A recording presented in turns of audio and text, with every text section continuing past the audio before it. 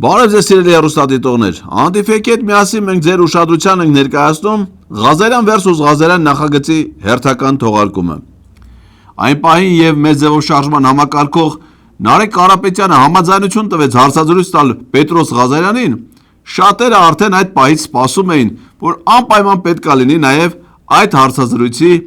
մեր տարբերակը, եւ այն չի ուշացել եւ մենք մեծ սիրով ներկայացնում ենք ձեր ուշադրությանը, բայց այն ունի առանձնահատկություն։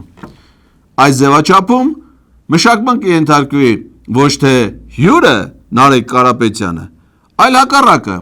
Այդ հարցազրույցում Նարեկը արդեն մշակել է Պետրոսին։ Մենք լրացուցիչ մի հատ էլ վրով կանցնենք։ Բաժանորդագրվեք Antifake-ի YouTube-յան ալիքին, հավանեք եւ տարածեք այս տեսանյութը, թողեք ձեր մեկնաբանությունները եւ վայելեք Պետրոս Ղազարյանի մշակումը։ Պետրոս, աշկտ լուս, ինչպես ժողովրդական ասացվածքում են ասում, իրականացավ ապուշի երազանքը։ Արա ինչքան էիր ուզում դու, որ մի օր Նարեկ Կարապետյանը գա քեզ հյուր։ Ասես փողի հոտը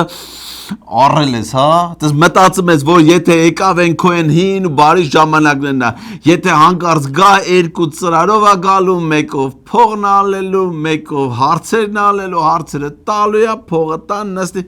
Անցավ Պետրոս ջան, քեզ էս մարդիկ փող տվող չեն, ախպեր ջան, էս մարդիկ նորմալ մարդիկ են։ Հələ հակառակը այն ինչ որ Նիկոլնա քեզ տվեն, ինչ որ պետությունից է ստացել, էդ է հետ բերվելու։ Բայց ժամանակ որ Նարեկը գնացել էր Ամերիկայում հարցազրույցի թակել Կարլսոնի հետ, սաղ քպեականներով ասում եք չեմ անում, դու ասիր թե չէ, բայց սաղ ասում էին, փողա տվեն Նարեկը, դրա համար է գնացա։ Հիմա ինչ, փող ես վերցե դու։ Այսինքն Նարեկը ում մոտ որ գնում է հարցազրույցի, փողա տալի, այսինքն դու ես փող, դու ես ասում։ Բայց դու թակել Կարլսոնը վերցել է, դու գեժ ես, հա, չես վերցե։ Դնում եք ոնց եք բռնվում արա։ Դրա համար այն գլխից սուտը մի ասեք, որ չբռնվեք։ Բայց Նարեկ ջան, ինքը թակել Կարլսոնը չի, ինքը Պետրոս Կարլսոնն է։ Գիտես որ Կարլսոն այն մուլտիկի մեջ չի, որ ապրում էր տանիքների վրա եւ ուտում էր մուրաբաները։ Ինքը այսօր դու կոչվելու ես ոչ թե Պետրոս Ղազարյան, այլ Պետրոս Կարլսոն։ Քեզ սազում եմ միջալոց, ասեմ քեզ տոշնի մեկին մեկ։ Մանկությունս հիշեցի։ Քանի որ Նարեկը Կարապետյան քեզ մի անգամ այդ օրիգինալ հարցազրույցում մշակել է,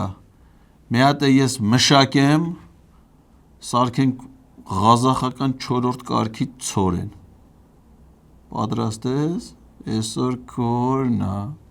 Բարի երեկո սիրելի հեռուստադիտողներ, մենք շարունակում ենք հետևել կարևորագույն իրադարձություններին։ Այսօր մենք կզրուցենք մեր ձևով շարժման համակարգող Նարեկ Կարապետյանի հետ, բարի երեկո պարոն Կարապետյան, շնորհակալություն հրավերի ընդունելու համար։ Շնորհակալ եմ։ Եվ մեր հյուրը Էդգար Ղազարյանն է։ Բարև ձեզ, ես էլ եմ շնորհակալ Պետրոս ջան, ապրես։ Ամել աշկտ լուս։ Նարեկն է եկե։ Մենք խոսանք քաղաքական եւ տնտեսական հարցերից, տեսեք, դուք անդադ կրկնում եք, որ երկրում կան սոցիալական, տնտեսական, անվտանգային խնդիրներ եւ դրանք կլուծի Սամվել Կարապետյանը։ Ինչպես է նա դրանք լուծելու, եթե նա Հայաստանի Հանրապետության օրենքների համաձայն չի կարող լինել ոչ падգամավոր, ոչ վարչապետ։ Հետևաբար ինչպես է նա դրանք լուծելու։ Օհ, դարդես անեմ, հա Պետրոս։ Բայց որ Սամվել Կարապետյանը այս 30 տարի է դրսում աշխատած փողերով, բերում է Հայաստանի տնտեսության մեջ ներդրումներ անում, արդյունաբերական ոլորտում, առևտրի ոլորտում, սպասարկման ոլորտում, դրա հետ միասին միլիոնավոր դոլարների անհաշիվ բարեգործական ծրագրեր է իրականացնում։ Այդ ժամանակ դու չես ասում, չհասկացան, կայ մարդ։ Յա, Նարեկ ջան, բայց Սամվել Կարապետյանը Հայաստանի քաղաքացիությունից բացի նաև Ռուսաստանի քաղաք։ Այդ խիատ էս բաները։ Այդ եկավ հասավ հերթը արդեն որ պետք է այդ մարդը նաև որոշվի, ոնց է լավ, բայց չի կա, բա ոնց կլինի, հա։ Կլինի Պետրոս ջան, ամեն ինչին է ձև կա։ Եղավ։ Կարևորը, որ մեր երկրի ղեկավարները Ադրբեջանի դարդը չքաշեն, ոնց որ հիմա է, այլ Հայաստանի։ Պասպորտ այդքան կարևոր չի։ Պասպորտի ձևը գտնվում է։ Այդ երկրի օրենքները դրա համար են գրած։ Հարց ձեզ տամ։ Դուք կարծում եք, որ տնտեսության, Հայաստանի տնտեսության հարցերի լուծումները ամենալավը կտա Սամվել Կարապետյանը, թե չէ։ Ձեր անձնական կարծիքը։ Անձնական կարծիքը չգիտեմ, որովհետև ես նրան չեմ տեսել այդ աշխատանքի մեջ։ Իսկ ոչ չես տեսել։ Բա ուր էր որ չէիր տենում։ Բա ուր էր դու բանն ես հա տենում, Գևորգ Պապոյանին ես տենում։ Դու հələ Գևորգ Պապոյանի մակարդակին ես։ Բայց մարդիկ էլ ասում են, կլինի մակարդակը մի քիչ բարձրացնենք, տեղափոխենք մի հատ ուրիշ level։ Թե դու ուզում ես մնաս քո Գևորգ Պապոյան մակարդակում։ Ով ամենամեծ տնտեսական փորձ ունի Հայաստանում։ Հայ գործիչներից, քաղաքական այսօր քաղաքականության մեջ եղած գործիչներից, ով ամենամեծ տնտեսական փորձ ունի Հայաստանում։ Բիզնեսմեններ շատ կան։ Իսկ տնտեսական ամենամեծ, չգիտեմ, ամենամեծ հայկական կորպորացիայի ղեկավարը տնտեսությունից լավ է թե վատ։ Դե պետքա որ լավ լինի։ Չնայած եթե հաշվի առնենք, որ Ռուսաստանում է աշխատում եւ անշարժ գույքով է մասնագիտացված, մի քիչ, բայց այնուամենայնիվ ենթադրենք շատ լավ ունի։ Ոնց է անելու։ Հիմա այս մարդուն Պետրոս, որ դու լսում ես, այդ ամեն ինչը լսելուց հետո ինչ եզրահանգման ես կարող։ Քո կարծիքով Սամվել Կարապետյան այդ ամեն ինչը ոնց է հասկանում։ Մի մարդ, որ այդ երկրում նախ ծնվել մեծացել է, գնացել է ուրիշ երկրում փողեր աշխատել, բեր այդ երկրում բիզնեսներ էլ ունի, սոցիալական ներդրումներ էլ անում, բարեգործություններ անում, եկեղեցուներ ակնում, հիվանդանոց, սաղին։ Այդ մարդը այդ ամեն ինչը ոնց է հասկանում։ Հլասա։ Նա շատ լավ է հասկանում։ Ապրես։ Շատ լավ։ Ոնց է քաղաքական եւ այլ որոշումներ։ Քանի որ նա շատ լավ է հասկանում եւ նա կարող է ավելի լավ լուծել տնտեսության հարցերը, ինչպես մենք մինչև այս քննարկեցինք, մենք գալիս ենք երկրորդ հարցին, թե ինչպես է նա առաջնորդելու մեր երկիրը։ Այդ մասին մենք փետրվարի 12-ին հանդես կգանք կուսակցության հիմնադիր նիստով, որի ժամանակ կներկայացնենք մեր հանրությանը, մեր տեսլականը, մեր քաղաքական ուժի առաջնորդի եւ երկրում ապագա վարչապետի պաշտոնի հետ կապված։ Շատ լավ։ Դուք նշում եք Սամվել Կարապետյանի փորձի մասին, նրա բիզնեսները Ռուսաստանում են հիմնական, հա, եւ նա այնտեղ է հարստացել եւ այլն եւ այլն։ Այ լինելով Ռուսաստանում խոշոր բիզնեսմեն եւ ձեր ընտանիքը, դուք կարող եք Հայաստանում Ռուսաստանից անկախ քաղաքականություն վարել, եթե ձեր ողջ բիզնեսները գտնվում են Ռուսաստանում։ Բացի Ռուսաստանից, նաև ներդրումային Հայաստանի առաջին ներդրողն է Սամվել Կարապետյանը, վերջի 5 տարին անընդմեջ ամենամեծ գործատուն է Հայաստանում։ Ինչպես նշեցի, Հունաստան եւ Արաբական Միացյալ Էմիրություններում էլ մեծ ներդրող է։ Ինչ վերաբերվում է Ռուսաստանում կամ այլ երկրներում նրա ներդրումները, Հայաստանը Սամվել Կարապետյանի հայրենիքն է։ Մենք բոլորս Սփյուռքում ունենք բարեկամներ, ովքեր Սփյուռքում ապրում են, բայց իրենց հայրենիքը համարում են Հայաստանի Հանրապետությունը։ Չեմ կարծում, որ աշխարհում ինչ-որ մարդ կասկածի տակ կարող է դնել այն գաղափարը, որ հայի համար ինչքան կարևոր է իր հայրենիքը։ Սամվել Կարապետյանի հայրենիքը Հայաստանն է, Հայաստանի շահերը Սամվել Կարապետյանի համար առաջնային են։ Լավ, հիմա իմ հարցին։ Նա կարող է լինել իր հայրենիքի առաջնահերթ շահերը նրա համար նույնպես առաջնահերթ են։ Լավ, բայց նրա հիմնական կապիտալը Ռուսաստանում է։ Հարցը այս մասին է։ Իսկ մենք գիտենք, որ Ռուսաստանը այդ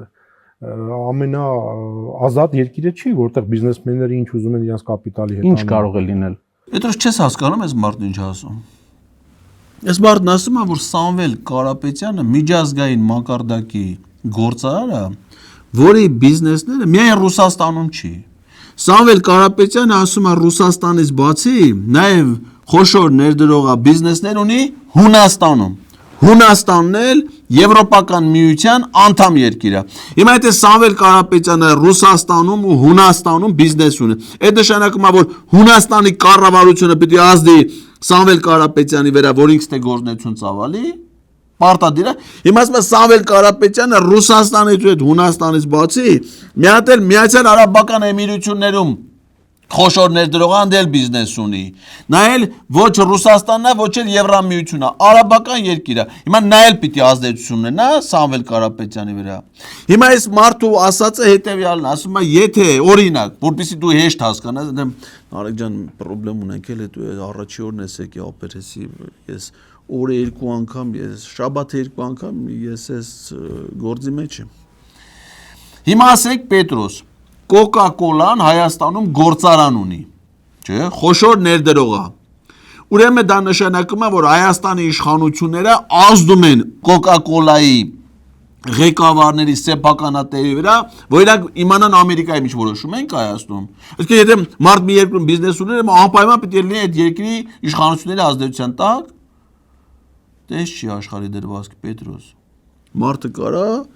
ամբողջ աշխարհում է բիզնես ունենա եւ ունենա հայրենիք, որը շատ է սիրում եւ ուզում է ազատագրի ադրբեջանա-թուրքական ռեժիմից, որպեսզի այդ հայրենիքում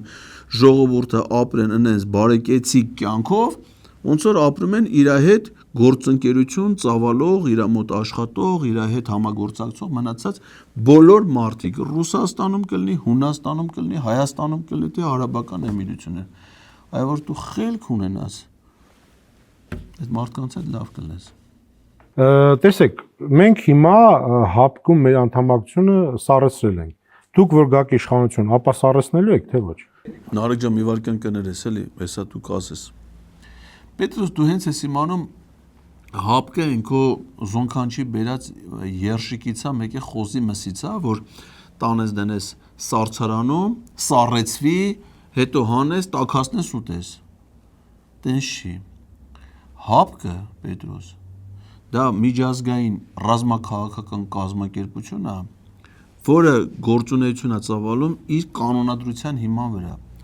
Հապկի կանոնադրության մեջ գրած չի, որ որևէ անդամ պետություն կարա իր անդամակցությունը սառեցնի։ Օրինակ ձեր խալաձենիկի վրա գրած է, որ այս մառազիլկայում զոնքանչիդ բերած խոզի բուդե կարա սառեցնես։ Էդի գեմ։ Բայց հապկում այդպես բան գրած չի։ Հապկում կարաս լես կազմակերպության անդամ եւ կարաս անդամությունը դադարեցնես։ Հիմա որ Հայաստանի իշխանությունները այդ հիմար եզրույթը մցրել են շրջանառում, դա չի նշանակում, որ մնացած նորմալ մարդիկ դες պիտի մտածեն։ Մնացած նորմալ մարդիկ կարող են այդ ձևով մտածել։ Հիմա, пожалуйста։ Տեսեք, հապկը կարևոր մի հարց է առաջացրել հայկական հասարակության մեջ։ Եթե մենք ազնիվ լինենք մեր գործընկերների հետ հապկում,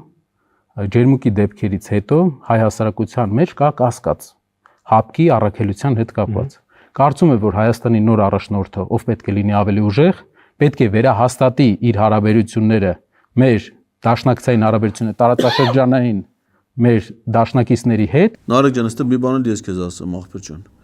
Մեր հասարակության մեջ է ջերմուկի դեպքերից հետո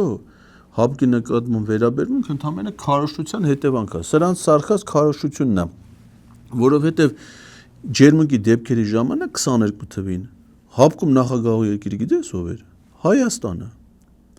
Բա Հայաստանը հապկի նախագահող երկիրն է, Հայաստանի վրա հարձակվել է, նախագահողը Նիկոլ Փաշինյանն է, այնց որոշումներ չի կայացնում, որ Հայաստանին օգուտ լինի, ընդ որում հապկը մի կազմակերպություն է, որտեղ որոշումները կայացվում են կոնսենսուսով, մեկը դեմ եղավ, որոշում չի կայացվում։ Ընդ որում Հայաստանին հապկի օգնություն չի տրամադրվել, որովհետև բոլոր երկրները կողմ են ելել, բացի Հայաստանից։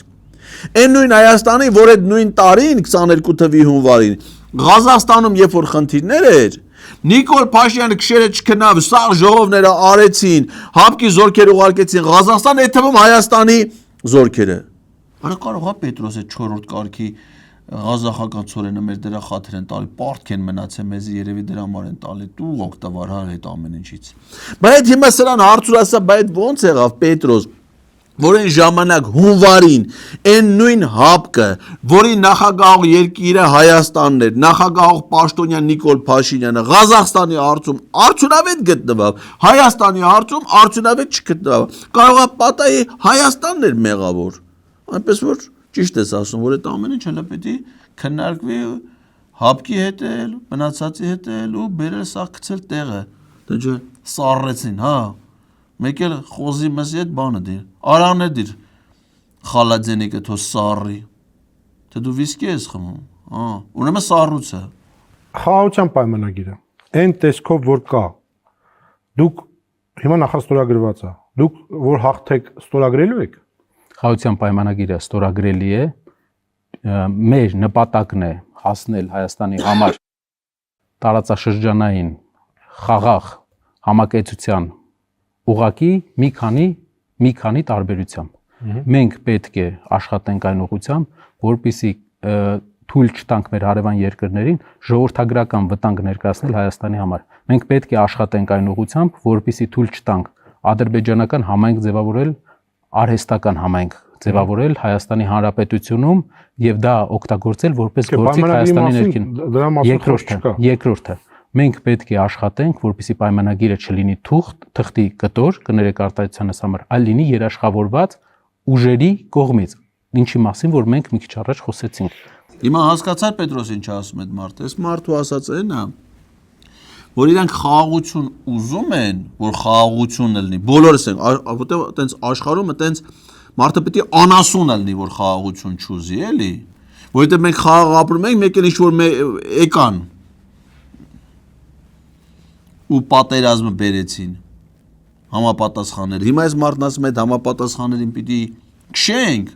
իրական խաղաղություն հաստատենք, իսկ այն ինչ որ դու ասում ես նախաստորագրվածը ստորագրելու են թե չէ,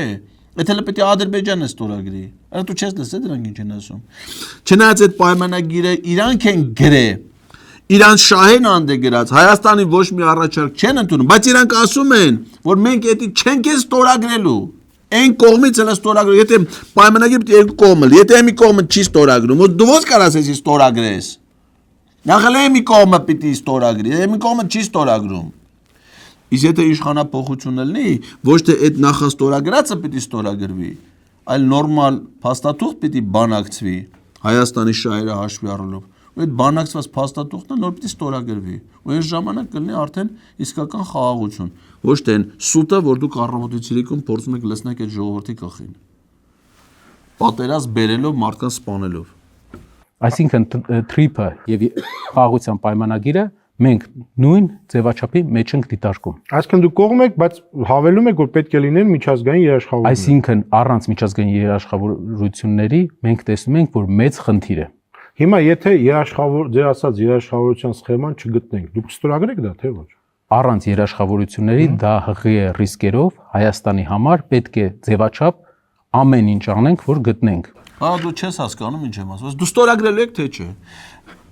Կվերցես այդ խաղաղության պայմանագիրը Պետրոս։ Այս հարցը կտանես Ալիևի ստորագրությունը, կդնես, հենց որ Ալիևը այդ պայմանագիրը ստորագրի, նոր կբերես քո հյուրերին, որ նարեկ կլինի, վաղմիսորով կլինի, հենց Ալիևի ստորագրությունը լինի, նոր դու դրանց կասես Ալիև ստորագրել, դուք ստորագրեք թե չէ։ Արա եթե Ալիև չի ստորագրել, ում է ստորագրեն։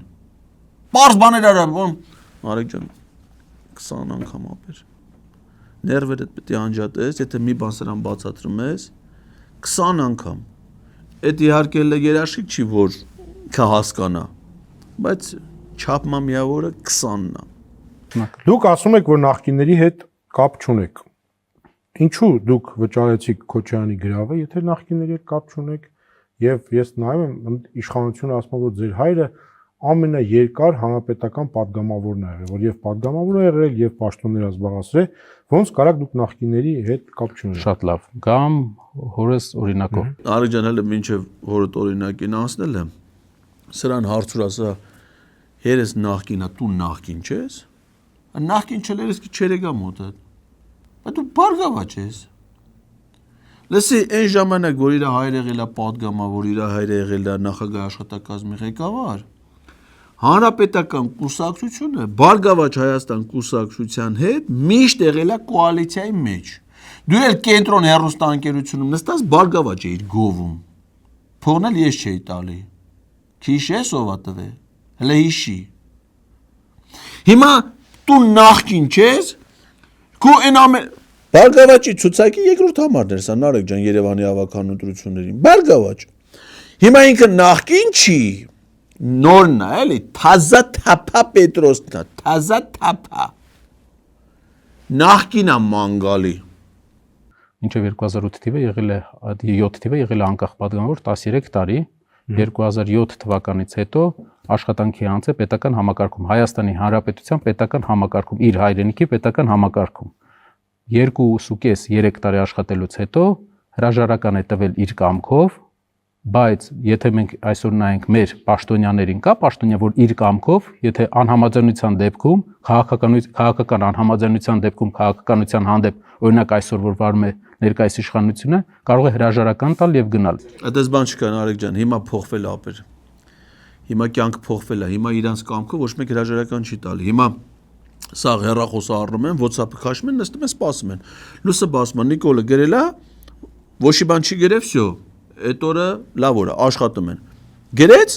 որ պիտի հրաժարական տակ։ Նույն օրը դիոմը գրում է ուզում է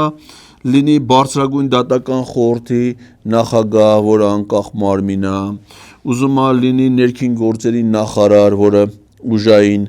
բլոկ է ղեկավարում, ուզում է լինի տարածքային կառավարման եւ ենթակառուցվածքների նախարար, ով կարմիր թշերով գնացել արևների տակ ճանապարհասարքում, ուզում է լինի ազգային ժողովի падգամավոր։ WhatsApp-ը գրել քննչական կոմիտեի նախագահ, WhatsApp-ը ստացան գնում են։ Կամավոր հիմա չկա, Նարեկ ջան, չէ, բանա փոխվի ապեր։ Հիմա WhatsApp-ով է։ Դա համար Պետրոս չի հասկանում։ Ինչքան էլ է, դա 20 չէ, 200 անգամ էլ ասես չի հասկանա, արդեն փոխվել է սա։ Ես վերջերս չեմ տեսնում այդ օրինակները։ Նա հրաժարական է։ Այսինքն անդիմադիր է եղել։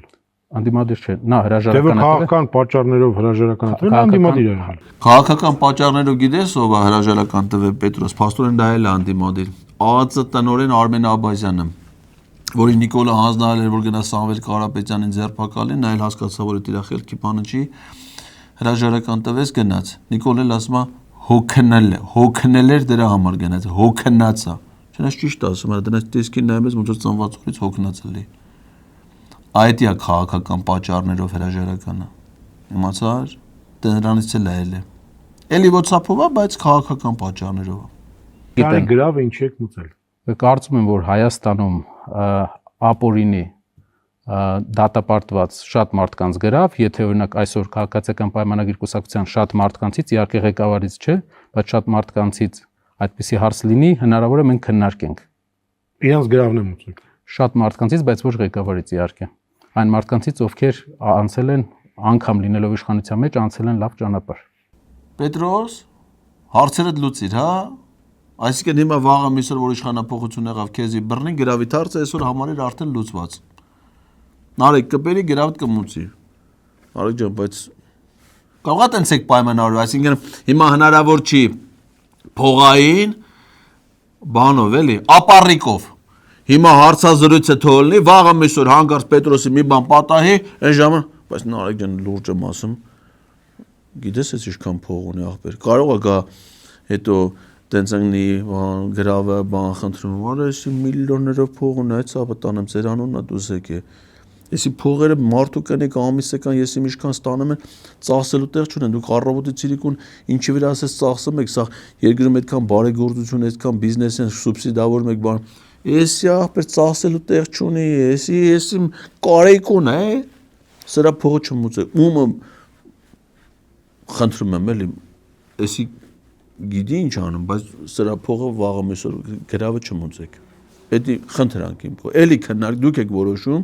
ձեր փողերը ես չեմ որոշում ինչ անեք, բայց իմ առաջարկն է որ Պետրոսի գրավի փողը չմուծեք։ Չի հասնում իրան։ Համել ինքը ունի, թող ինքը ունի, ինքը տանի մուծի։ Պետր մնացել։ Քոչարյանի եւ Սերժ Սարգսյանի հետ կոալիցիա կազմելու եք թե ոչ։ Արա Պետրոս դու իմ ներվերի վրա ոնց ես ազդում լուրջ եմ ասում, արա։ Դիմանալու չի։ Արա մարդ ոնց կարա այդքան պրիմիտիվ լինի, էլի։ Արա տես ընտրությունները հունիսին է։ Դու հիմա հələ քաղաքական մարդիկ ասում են մեր հայտարարությունը պիտի անենք փետրվարին։ Դու հիմա հունվարին ասում ես Քոչարյանի ու Սերժ Սարգսյանի հետ կոալիցիա կազմելու եք թե չէ։ Այ բալա, որպեսի Քոչարյանի, Սերժ Սարգսյանի, MUC հետ կոալիցիա որևէ մեկը կազմի, նախ պիտի այդ ընտրությունները ըլնի, նախ պիտի իրանք ընտրվեն, նախ պիտի Քոչարյանը իր թիմը ընտրվի, Սերժ Հիմա փաստացի Ռոբերտ Քոչարյանը կուսակցության անդամ չի, կուսակցության ղեկավար չի, ընտրություններն է կուսակցություններն են մասնակցում։ Ինքը ցանկություն ունի, որ ընտրությունների մասնակցի, բայց հələ պարզ չի, որ կուսակցությունը համաձայնություն կտան, չեն տա ոնց, հələ դա պարզ չի, ի վերջո կմասնակցի թե չէ։ Սերժ Սարգսյանը կուսակցության ղեկավարը, հանրապետական կուսակցության ղեկավարը, մինչև հիմա ասել են, հələ մենք որոշում չունենք, առհասարակ ընտրություններին կմասնակցենք թե չէ։ Այդ մասնակցելու որոշումը չի նշանակում, որ իրանք շեմ են հաղթահարելու, որ այդ սաղ պիտի լինի նոր դրանից հետո կոալիցիա հələ դրանից ոչ մի բանը չի եղել։ Դուք ասում եք Քոչարյանի ու Սերժ Սարգսյանը այդ կոալիցիա կազմելու եք չի։ Չէ, քո հետ են կոալիցիա կազմելու։ Արա չի կարելի այդ ձևի, էլի Պետրոս, արա դու մեր Սալավիովն ես, հասկանում ես։ Դու հայկական հեռուստաընկերության Սալավիովն ես։ Արա չի մի քիչ քո վրա աշխատե տենում ես, այնպես մի հիմարություն դու սա տալի, ստե առավոտերիկուն խոսում ես։ Դու ըստից խոսում ես, մենք քեզի մենակ ձեռ ենք առնում, արա։ Դա մի քիչ վրա աշխատի, էլի ամոթ արա։ Արդեն իմ հավեսն էլ է փախի, արա, քեզի այդքան դիտողություն անելուց։ Ամոթ արդեն խայտարակ արել ես դու մեզ սաղիս։ Ասելու բան ունես դու սրան։ Կան հարցեր, որոնց չենք ուզում անդրադառնանք, որովհետև դրանց նպատակարարությունը այս բան չենք տեսնում։ Ինչու՞։ Որովհետև մենք գնում ենք ճանապարհ, որի հիմնական նպատակն է Հայաստանում բերել համերաշխություն։ Համերաշխության մեջ մենք տեսնում ենք, որ երկրում պետք են նոր ղեկավարներ։ Նոր ղեկավար, որպես այդպիսի, մենք դիտարկում ենք Սամվել Կարապետյանին եւ հասարակության նշանակալի մասը։ Այդ իսկ պատճառով այդ հարցին պատասխանելը օգտակարություն չի բերում այս պահին մեզ եւ նաեւ Հայաստանի քաղաքական դաշտին, համերաշխության մեր ծրագրին։ Ինչու՞։ Որովհետեւ կա բևեռացում հասարակության մեջ։ Հասարակության մի մասը սիրում է Փաշինյանին, մի մասը սիրում է երկրորդ նախագահային պարոն Քոչարյանին, մի մասը սիրում է։ Բայց այդ դասասների իմ հարցի հետ ինչ կապ ունի։ Ես ասում եմ, որ դու գաք ազգային ժողով կոալիցիա կազմելու եք, թե չէ։ Էլ կրկնեմ։ Նարեկ ջան, սրանից էս առանցն էլ մի բան չէր։ Էս վերջերս էլ այդ ղազախական ծորենը բերել են, ես իմ քանի տոննա լցել են դեմը։ Այդ ղազախական ծորենը սրա տունը լրիվ քանդել է։ Տեղով մի բան չէր։ Այդ ղազախական ծորենից հետո ընդհանրապես արդեն մենք հույսներս կտրել ենք։ Չի հասկանալու եղբայր։ Չի հասկանալու։ Էլ ոչ էլ ուզում ես, էլ ոչ մի բան էլ մի ասա այդ մասին։ Այն ասիր, հասկացա։ Բա որ ասում եմ, այ աղբետ, գիտես, հենց եմ ասում։ Նարեկ ջան, դու ավելի լավը առաջնահերթություններն ասա, թեման փակենք։ Երկրի տնտեսական խնդիրներին,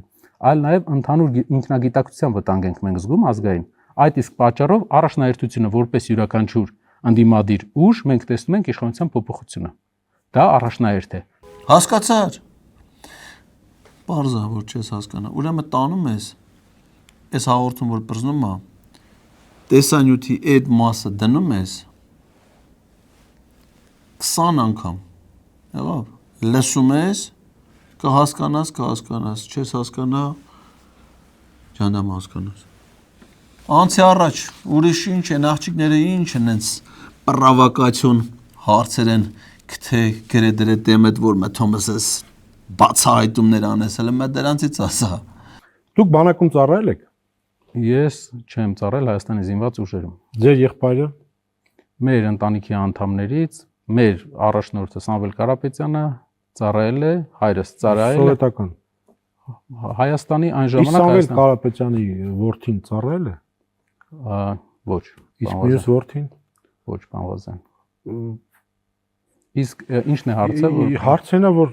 Պարոն Ղազարյան, մի հատ հարց տամ։ Ինչու՞ն է։ Քիչ եք ծառայել, հարց տամ, այո։ Մեր երկրի վարչապետը ծառայել է։ Չէ։ Մեր երկրի սոցիալ-նախարարը ծառայել է։ Չէ։ Մեր երկրի էկոնոմիկայի նախարարը ծառայել է։ Չեմ իմանում։ Կարող եմ ասել չի ծառայել։ Մեր երկրի բնապահպանության նախարարը ծառայել է։ Չեմ իմանում։ Չէ։ Մեր երկրի աշխատակազմի ղեկավարը ծառայել է։ Չգիտեմ։ Աչի չգիտես, հա։ Աղլիում հարցում ասում չգիտես։ Էկոնոմիկայի նախարար Գևորգ Պապոյանը մի քանի օր առաջ դե վերընկած էր։ Արայք Հարությունյանը մի երկու օր առաջ էր էստե վերընկած։ Բայց չեմ իմանում, ինչի չես իմանում։ Բա հարցն է իր։ Բայց դրանց չի չես հա։ Եթե այդ հարցը քեզ հուզում է, որևէ մեկը հանրային գործիչներից, պաշտոնյաներից բանակում ծառայել է թե չէ։ Բայց որ Գևորգ Պապոյանը գալիս է այստեղ, բայց չի չես արզում ասես, պարոն Պապոյան, դուք բանակում ծառայել եք։ Ախպետ բանակում ծառայել է։ Չգիտեմ ես ճարա, բայց չի չես հա։ Արայք Հարություն ծառայել ես։ Էմեկը վարչապետը որ գալիս է, չի չես արզում։ Ծառայել է։ Բայց չես Նարեկին հարցնում, եմուստերին չէ, եթե այդ հարցը քեզ հետաքրում է։ Ինչի՞ ես մեկին հարցում, եմուստերին չէ, չեմ անում։ Բայց չի չես իմանում։ Իմացի։ Դու բանակում ծառայել ես, չէ՞ Պետրոս։ Տրոսիկ ունեցել ես։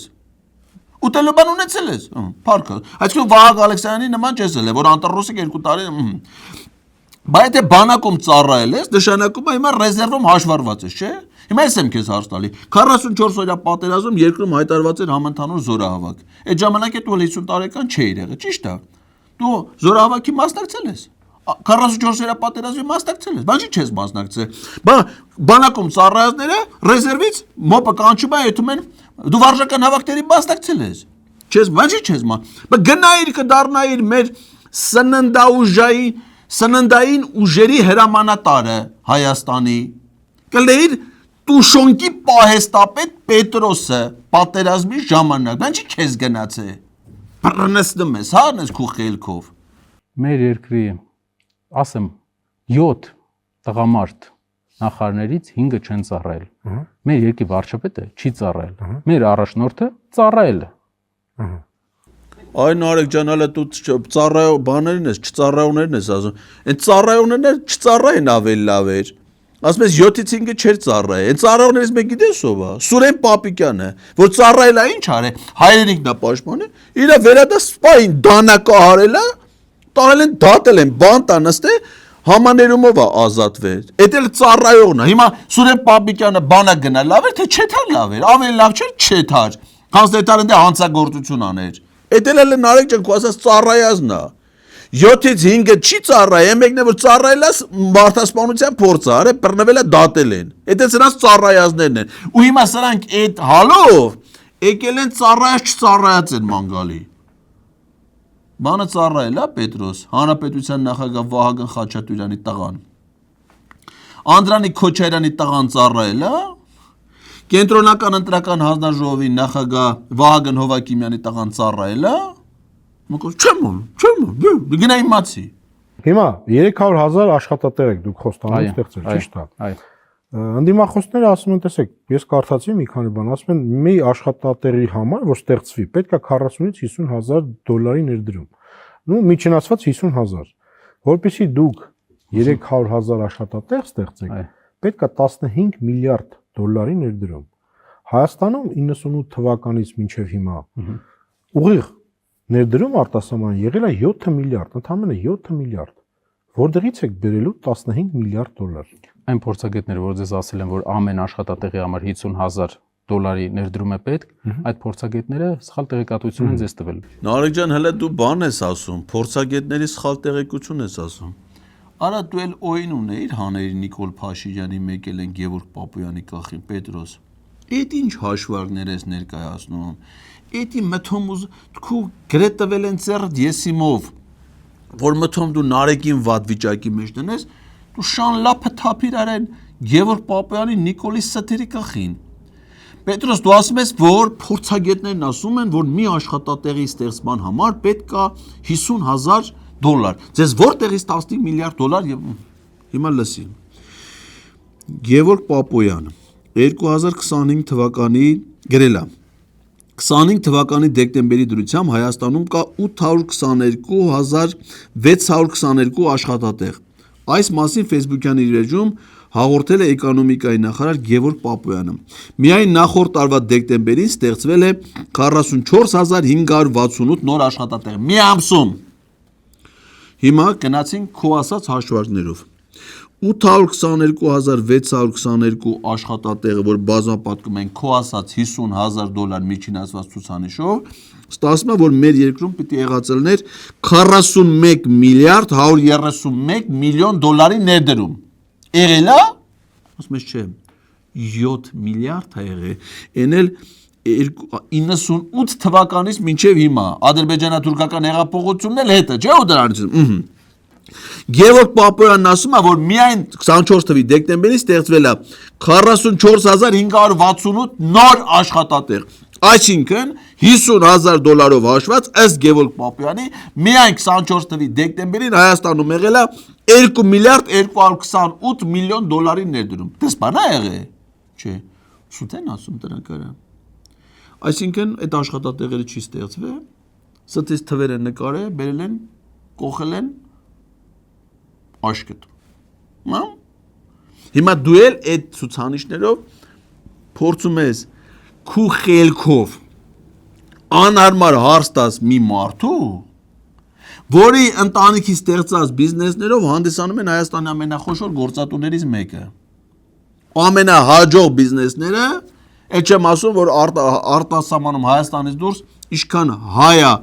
վաստակ ունենում աշխատում, այս մարդկանց ներդրումներից ստեղծած աշխատատեղերի արդյունքում, որ այս փողերը բերում են Հայաստան, դուք էլ մի հատ երկրորդ անգամ եք նրանց փողերը հարկում, որ բերեն ցեզի սաղիթ պրեմիա տան։ Հիմա դու վատ վիճակի մեջ ես ուզում տնես։ Քու խելքն ասեմ, եկել են գրող ձեռը տվողի խելքն ասեմ։ Դու էլ արա մի բան որ չես հասկանում, այն չես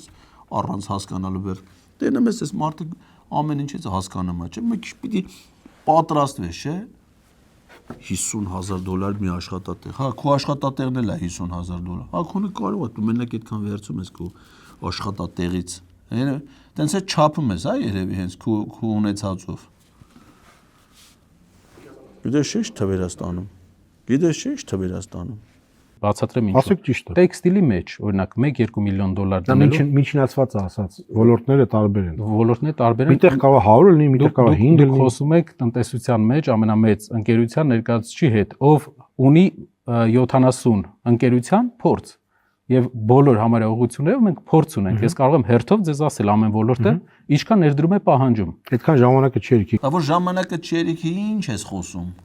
Այսինքն տեսար որ մարդը փաստարկված խոսում է, բանը ժամանակը չի երիքի։ Ժամանակը քերիքի մենակ քո ցնդաբանությունների համար։ Այ պատասխանը լսելուն արդեն ժամանակը չի երիքում։ Հիմա ինչ անենք Պետրոս։ Հիմա գնանք առաջ։ Շնորհակալ եմ։ Դուք ասում եք, որ փոքր բիզնեսը չենք հարկելու։ Այո։ Աշխարհում կա տենց երկիր, որտեղ ընդհանրապես չեն հարկում փոքր Արաբական բիզնեսը։ Միացյալ Էմիրությունները մինչև վերջերս իր այս զարգացման մեծ Մինչև վերջերս, այսինքն չկա տենց երկիր։ Արա մի բան որ քո խելքը չի հասնում։ Ինչ ես ընդհանրապես այդ թեմայի տա։ Օրինակ ղազախական ծորենի հետ կապված, մեկս քո հետ վիճում է։ Գիտենք որ դու դրա պրոֆեսորն ես, չէ՞։ Հիմա մի բան որ քո խելքը չի հասնում։ Հարկերի հետ, արտոնությունների հետ, բիզնեսի հետ, փոքր բիզնեսի, դու ինչ կապ ունես։ Քո խելքը դրան որտե է հասնում։ Նարեկ ջան, թող ես ասեմ էլի ախպեր։ Պետրոս աշխարհում չկա այդպես երկիր, որը հարկեր չունենա։ Աշխարհի բոլոր երկրները ունեն հարկեր։ Աշխարհում չկա երկիր, որը իր սահմանած հարկերից արտոնություններ չունենա։ Ու որոշակի հարկերից, հարկերի վճարման եղանակներից, տոկոսադրույքներից, տեսակներից, սահմանած արտոնություններով պետությունը իրականացնում է իր տնտեսական քաղաքականությունը։ Հիմա այս մարդիկ ասում են, որ ի տարբերություն ծեր Նիկոլի ու այն մյուսների են ֆիկտիվ ի տարբերություն դրանց այս մարդիկ ասում են, որ մենք ոչ թե փոքր բիզնեսին գնալու ենք իմացա, չէ՞, այս վերջի 2 տարվա մեջ որ գնացինք կապան փոքր բիզնեսի հետ 132,000 տնտեսային բան էլի, Նարեկ ջան, են Վարշավիր, չգիտեմ, ասենք անգլերեն պարապող ուսուցիչ, կոշկակա, գնացել դրանց են կպե արդեն, էլի դրանց են քիրում, են մեծերին արդեն քիրել են բիզնեսները ձեռներից ամ, գնացել կպել են, հիմա այս մարդիկ ասում են ի տարբերություն է թալանչիների, որ գնացել են մարդկանց վերջի կոպեկներն են թալանում, ասում են մենք իրանց արտոնություն ենք տալու, մենք իրանց հարկերից ազատվել ենք, որովհետև երբ որ մարդուն հարկերից ազատում ես, իր մոտ այդ մարդու մոտ եկամուտները ավելանում է, այդ մարդը իր եկամուտները չի ճղում թափում։ Այդ եկամուտները ինքը ներդնում է տնտեսության մեջ, խանութներից առևտուր անում, տնտեսության մեջ է մտցնում, ծախսում այլ ուղղություններով, այդում այդ գումարը հավաքում է խոշոր բիզնեսի մոտ, խոշոր բիզնեսից են հարկում։ Փոքրը սեստենից էլ իր հարկը վճարում է, բայց ծանրաբեռվածության մեջ չի, արտոնության մեջ է անում։ Այդ ասում այդ մարդը։ Աշխարհում կա դες երկիր, բան, չէ, մենակ բանը դու ես աշխարհում։ Չէ, Արաբական Միացյալ Էմիրությունների փորձով Հիմա այնտեղ չեն հարկում փոքր։ ամեն ինչքան մենք տեղակ ենք, Պարզեցված հարկով հարկում են։ ինչքան մենք տեղակ ենք, կա ուղղություններ, որոնք չեն հարկվում։ Հիմա աշխարհում չկա եւ կներեք Իսկ դուք Արաբական Միացյալ Էմիրությունները պատկերացնեք Հայաստանի համար լավ օրինակ չի մի քիչ։ ինչու։ Դե նավթ ունեն, մենք չունենք։ Դուբայ Էմիրատը նավթ ունի։ Նավթ չունի, բայց նա հսկայական ներդրումներ է բերում նավթով։ Ներդրումները Կողքի նավթերով, ամեն ինչով բերում սարքում են, չէ՞։ Բավական ներդրումները նավթերով չի բերում, ներդրումները կայուն ղեկավարով է բերում, տնտեսական քաղաքականությամբ է բերում։ Հիմա հասկացար Պետրոս այս մարդու բացատրածը։ Լսի քեզ մի բան ասեմ, էլի։ Դժվար է գիտեմ քո համար հասկանալ էդի քո թույլ տեղն է, էլի գիտեմ որ դե Արա բայց գոնե սուտ ասա հա հասկացա այնձի խայտարակ մի արա Պետրոս արա դու արդեն ինձ ես խայտարակ անում ասաս բացատրես չէ ոչինչ որ չհասկացար սուտ ասա այո հասկացա եղավ սուտ արա բայց խայտարակ մի արա մեզ արա այս մարդը գալեթում են մենք մնում ենք արա տենց հա հասկացար հասկացա Փարքասորը գոնե ասաց Իհարկե չի հասկացել, բայց գոնե ասաս որ հասկացավ ինչ անեմ Նարեկ ջան, այդտենց վիճակա եղբայր։ Շատ է, մեր ժամանակը սպառվում է, հիմա մի հատ չարաշահում իմ դիրքը, մի հատ անձնական հարցել ես տամ։ Էդմոն Մարուկյանին ցուցակ մտցնելու եք թե չէ։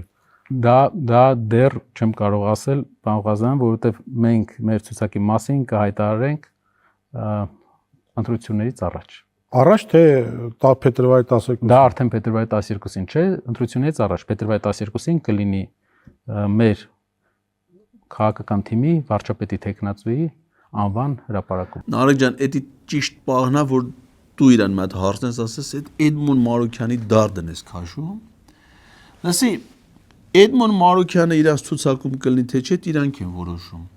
Բայց թե Էդմոն Մարուկյանը քո հաղորդմանը հյուր կլինի թե չէ, էդի մտում դու ես չէ որոշում։ Ինչքան վաղ է դու Էդմոն Մարուկյանին հյուր չես կանչել։ 2023 թվից։ Արա քանի Էդմոն Մարուկյանը նիկոլական էր, քանի Էդմոն Մարուկյանը հատուկ հանձնարարությունների գծով դեսպան էր, քո հետ հավասարստի գործ էր գալի։ Արա եւ տել հմեկը միացնում ենք Պետրոսն ու Էդմոն Մարուկյան։ Առավոտը ցիրիկուն։ Երկու Էդմոն Մարուկյանին որ հմեկում չէինք տենում, արդեն անհանգստանում ենք։ Ասում ենք արա այդ մարդու մի բան պատահած չլի, հիվանդ չլի, կարողա ձեննա քա։ Ինչի՞ չի գնացել Պետրոսին հյուր։ Բայց դու Էդմոն Մարուկյանին ինչի՞ չես կանչում հյուր։ Հիմա արդեն Գեգամ Նազարյանի հերթն է, հա։ Վահագ Ալեքսանյանն աստե, Հայկ Կոնջորյան, Ռուբեն Ռուբինյան, հիմա դրանք են քո այդ հավասարստի գործի գալի։ Էդմոն Մարուկյանի դառն ես քաշում։ Կանչի հյուր, հետենամ կարաս կանչես։ Այսպես անորոշ ավարտում ենք մեր եթերը։ Ինչն է անորոշ։ Արա այսքան էլ էս մարդը 50 րոպե քեզի բացատրես, պարզ, մաչելի, ամեն ինչը ասած էլը վերջում դու ասիր։ Անորոշ ավարտում, այսինքն եմ որ ասեցիր, հասկացա էդ էլ սուտ դուս եկա, փաստորեն ոչ էլ հասկացար, սեցել քո համար ամեն ինչը մնաց 160,000 մարդ նայել այդ հարցազրույցը, սաղի համար որոշակի է, պարզ քո համար անորոշ։ Շնորհակալություն պարոն Կարապետյան։ Շնորհակալ եմ, պարոն Ղազարյան, հուսով եմ, որ տնտեսական հարցերով մենք որոշակիություն տվեցինք մեր հասարակությանը, թե ինչ է առաջարկում մեր ուժը, մեր հասարակությանը։ Ես էլ հուսով եմ, որ դուք ելի կգաք հյուր 12-ին կամ տեխնացուն եւ մենք շարունակենք այս քննարկումը։ Գիտեք, ինչ խնդիր ունենք մենք, եթե ժամանակ ունենք, մի բան ավելացնեմ։ Այո։ Մեր երկրի բոլոր խոսակցությունները քաղաքական չեն պատմում մարդկանց մասին։ Մենք պետք է խոսենք մարդկանց մասին, այն մասին, թե ինչպես ենք աղքատությունից հանելու մարդկանց եւ ոչ թե քաղաքական թեմատիկայով ամբողջ եթերը լցնենք։ Իմ կարծիքով։ Բայց դրանք հետևանք են իրար։ Գիտեք, քաղաքական որոշումների որակից է կախված մարդկանց բարեկեցությունը։ Կարծում եմ 30 տարվա աշխատանքը ցույց տվեց, որ ինչքան էլ քաղաքական խոսույթը շատանա, դա որակ չի տալիս։ Այսինքն մարդ ունի աշխատատեղ չի ավելանում, հրազդանում աշխատատեղ չի ավելանում է աշխատատեղ տնտեսապես 250,000, եթե ոչ ավել աշխատատեղ։ Մի րոպե էլի Պետրոս, էլ այդ 250,000 Հիմա դու ասում ես 250,000 աշխատատեղ, այսինքն քո ասելուց ասում եմ, որ այդ 250,000 աշխատատեղը մեկը միջին ասված $50,000, նշանակում է մեր երկրում կատարվել է 12 միլիարդ 500 միլիոն դոլարի ներդրում։ Բայց դու ասում ես 98 թվականից մինչև 7 միլիարդ է։ Արա սուտդ բռնացրել են գոնե աբուրդ քաշի երեսը տարա հանգիստ վերնգի տեղը տարա։ Տենում ես արդեն բռնվել ես։ Էլ ինչ է շարունակում։ Մենք կհանդիպենք ցտեսություն։ Ցտեսություն։